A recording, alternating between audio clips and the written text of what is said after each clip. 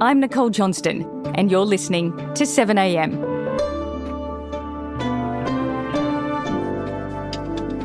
It started as a bunch of mummy bloggers on the internet, trading tips on everything from breastfeeding to toddler tantrums. Now the world of child and family influencers has become a billion-dollar business where kids equal content and nothing is off limits. Today, for Tessa Latifi, author of new book Like, Follow, Subscribe on influencer kids and the cost of a childhood online. It's Thursday, April 16.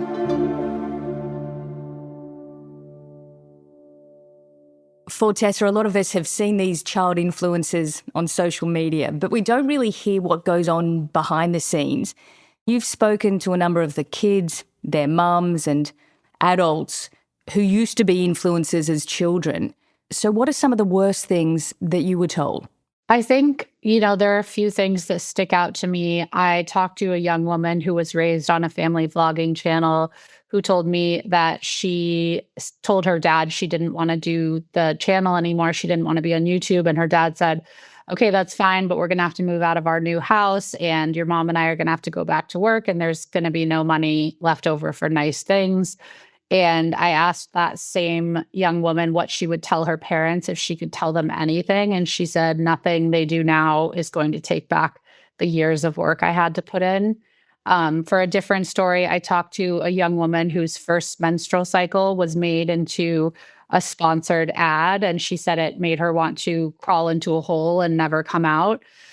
I've talked to kids who told me that they didn't tell their parents things anymore because their parents would turn it into content. And so it kind of changes the parent-child relationship. I remember I asked this one kid, what kind of stuff did your parents post? And she said it would be easier to say what they didn't post.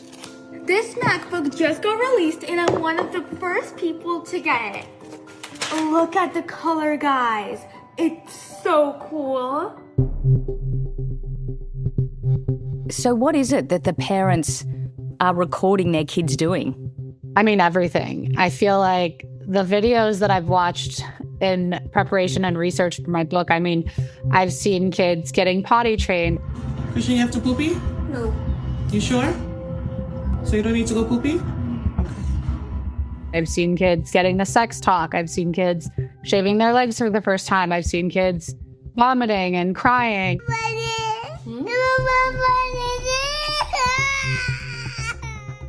It's just nothing is, there's that famous Nora Ephron quote that everything is copy, but it's like everything is content. And what is it that's getting the most clicks? What do people actually want to watch these kids doing? Yeah, so several parents told me for my book that the content that did the best was content where their child was sick or sad or injured. So basically where they're in distress or vulnerable in some way. And I think obviously that doesn't reflect well on the viewer. So why do people want to watch that sort of thing? What does that say about society? I think it's kind of the way that we slow down to look at car crashes. We just can't help but be curious when someone else is in a vulnerable or distressing situation. That's the positive way that I could look at it. I guess the negative way is just it's voyeurism and we just want to see other people hurting, especially when they're already a vulnerable person like a child. In your book, you tell this story about a 2-year-old, Hendrix Otis, and he has a medical emergency that his parents filmed. Hey. Something's off with our son. Yeah. Doug. Okay, hold on. It's okay, Henley. Hendrix. It's okay. Hendrix? He's going to seize. What was that all about? Yeah, that was a really harrowing video. I've watched it many times, to describe it for the book. And in the video, this child looks like he is not going to be okay. He looks incredibly sick. Call 911. Please, Doug, call 911. Where's your phone? Watching it as a mother, I was just taken aback that both parents who were talking in the video were not putting their entire focus on finding help for their child, but instead were filming it and uploading it, and it's still pinned to that mom's profile. And it's a really disturbing video. And I mean, it's one of many that I've seen like that. Obviously, the opportunity to make money out of using kids as influencers is far more lucrative in the US than it is here in Australia. And actually, we had some Australian influencers, a mother and daughter team, they moved to LA last year so they could start to get that big brand sponsorship. And I mean, I was shopping at Supre when I was 14 years old. So for Deja to be having a collaboration with them is just, it's incredible. Wow. All I could worry about when I was 14 were my pimples. That's it for me. This is incredible. So could you tell us what this is all about at the end of the day? Is it really just about money? Or are there some families who genuinely believe that by posting their kids' lives, they're actually helping other families? I think all of the parents that I talk to genuinely believe that they are helping people by posting their families' lives. They think that they are sharing what family life is like, that they are raising awareness about certain things, that they are helping other parents and families feel less alone. But you can't ignore how much money it is possible to make within that dichotomy. I mean, for the top strata of child and parent and family influencers, there's millions of dollars a year being made. And that's not everyone, obviously. Like, that's the top strata who have tens of millions of subscribers and followers. But it does take a lot of work. And I think people like to look at this kind of stuff and think that it's not a lot of work. And it's obviously different work than other, more physical labor or something like that. But it is laborious. And like, I would challenge anyone who thinks it's not work to like try to go viral and make it into a career, because it is very difficult. You've been told that some of these influencer families in the US have even had more babies because it's worth so much money. Could you tell us more about that, about the real finances behind it? Yeah, I mean, when I think about that, I've heard that from several sources. I think it's likely a situation where people are like considering having another baby and they're thinking about it, and then they're like, well, it would be really good for this also, so let's just do it. Because, there's nothing that the algorithm loves more than babies and pregnant bellies. I have been pregnant 4 times, and these are my non-maternity pants that I have worn through all 3 trimesters, and none of First trimester pregnancy is tough. Here are some mini meals that work for me, at least some of the time.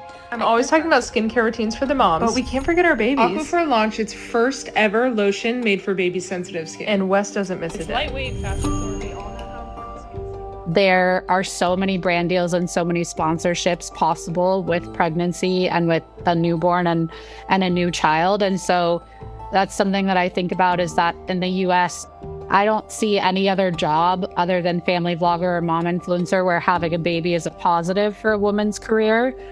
But there it is. Coming up, when is it okay to be a child influencer?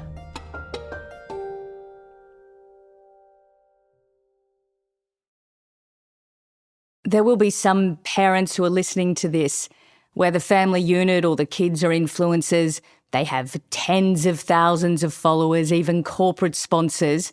And just to give you an idea, here in Australia, we have a family, the Norris Nuts. They're worth millions. Hey Legends, a huge thanks to Player for sponsoring this video. They've sent us their brand new super slice cake playset for a challenge. And the challenge is I'm not allowed to help, so don't make too much mess. Wow!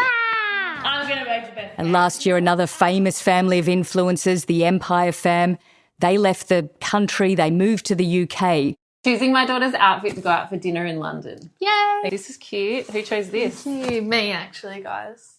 And a lot of these parents will actually argue it's a great way for their kids to learn business. So isn't that a fair argument? And do you think that it can actually be a good thing under the right circumstances? I am not of the opinion that every family vlogger and mom influencer is a bad parent or is evil or immoral or doing something wrong. I think a lot of them are seemingly grappling with these questions and trying to figure out how to do this in a way that's healthy for their children.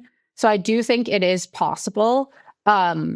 But I do hear that a lot as a defense, like, oh, the kids love it, or this is a way for them to learn this. And like, I don't think that's necessarily wrong, but I think sometimes there's content that just crosses the line where it's difficult for me to say that, that that's a defense.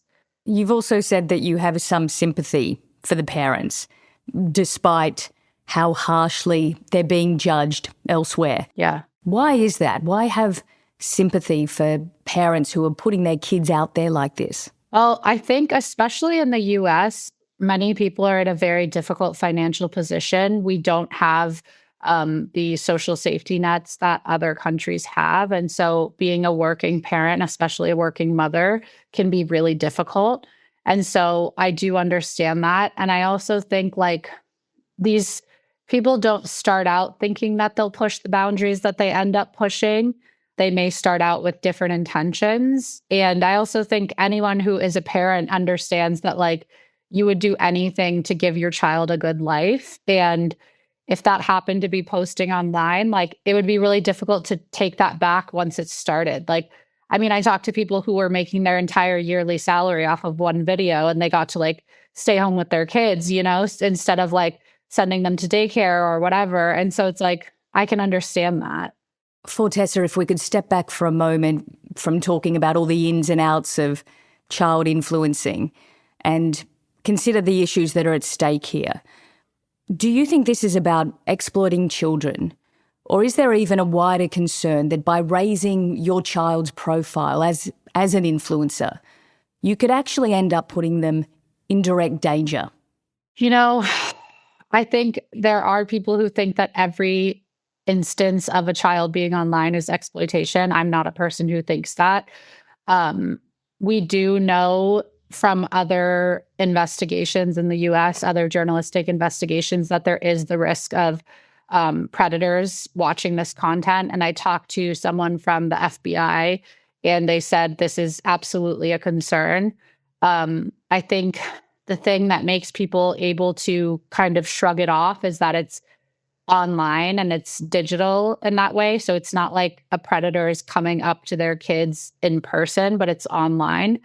But I did talk to parents who said, I would be out in public and someone would start talking to my 2 or 3-year-old like they knew them because they did know them from being online. So I think there is that worry that people get too close. Here in Australia, we've had the government introduce laws to ban kids under the age of 16 from having social media accounts. Yeah. Now we're starting to see lots of kids get around it. But it still doesn't stop the parents from posting images and videos of them. So do you think there's a gap or a failure in those types of laws and that tighter regulations needed? Well, I don't know. It's very difficult because the American in me is very much like, well, you can't stop teenagers from being online. Like they're gonna find a way around it anyway. And also in America, we really prize, parental rights above all else. And so the right of the parents to make their own choice to put their kids online. So I think in our country, there would be no chance that a law like that would have any standing. But we do see states trying to control the profits of kid influencers and at least make sure that the money that they're making is going to them. But I think that's probably as far as it would go in America. Your book is specifically on the US, but obviously this is a worldwide phenomena. But it does seem to be on steroids in the United States. Would you say Yeah. It's just off the charts there? Totally. And I think that is for a few different reasons. I mean, we have this thing in America called the American dream, which is basically that anyone can come from nothing and can make something of themselves and make money and buy a beautiful house and have 2 cars and 3 kids and a dog and, live the American dream. And I think especially in the last 50 years, the American dream in some places has really felt like it's died. I mean, the middle class is shrinking. Wages are not keeping up with the cost of living. Gas is astronomically expensive. People can't afford childcare, and so they have to leave work. And so I think, especially in America, where we have so little in terms of social safety nets, people are looking around and they're like, what am I going to do? And I understand in that situation playing the viral lottery and just being like, well, maybe something will happen. Fortessa, thank you so much for talking to us about it. Yeah, thank you for having me.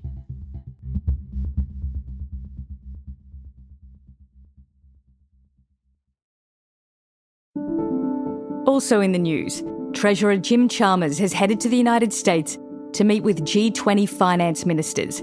It comes as Australia is forecast to potentially face one of the highest inflation rates of any advanced economy due to the impacts of disruptions and energy price spikes from the war in the Middle East.